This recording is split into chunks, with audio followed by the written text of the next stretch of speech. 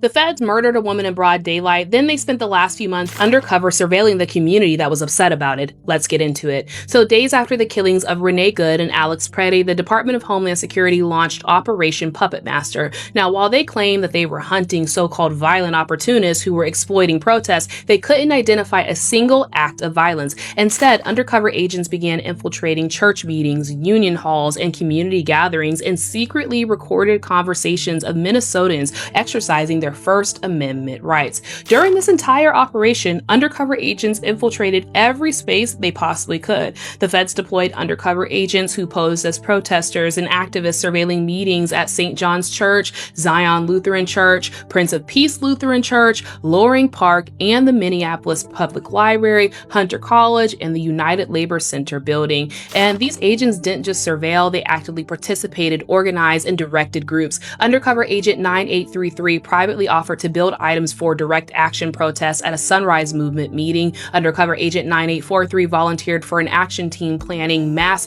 non-cooperation where the potential violations of law could occur. Using the Signal username Peanut Butter Jelly, this agent exchanged messages about fundraising, propaganda, and designing protest flyers, all protected under the First Amendment. These agents captured license plate information at anti-ICE meetings, ran the plates to obtain names, searched social media, and compiled intel workups complete with names, photos, addresses, family information, and employment details. They surveilled the Whipple Watch Group, which are citizens that peacefully observe ICE activity. They monitored general strike planning meetings and even unrelated protests like a No Kings protest and a Stop the War in Iran rally. The feds also secretly obtained financial records from unions and nonprofits, including SEIU, the Communications Workers of America, Voices for Racial Justice, and the Sunrise Movement by using administrative summons with zero criminal predicate and violating the Right to Financial Privacy Act. Understand that this wasn't a case of rogue agents acting alone. This is all by design thanks to NSPM 7. On September 25th, 2025, Trump signed the National Security Presidential Memorandum 7, aka NSPM 7.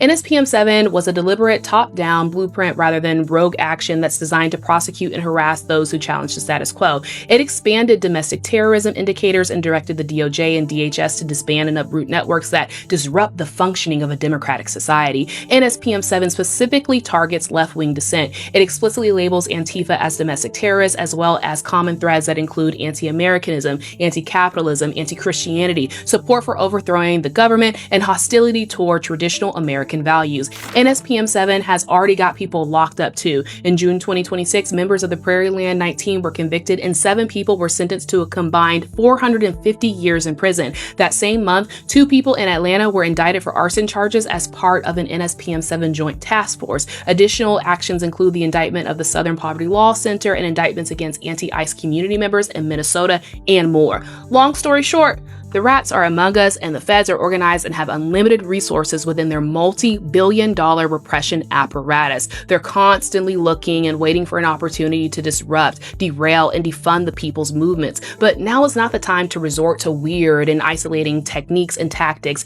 Now is a great time to be organized, though. Take care of yourselves and each other, too. This is Monique with the Black Belt Daily, signing out.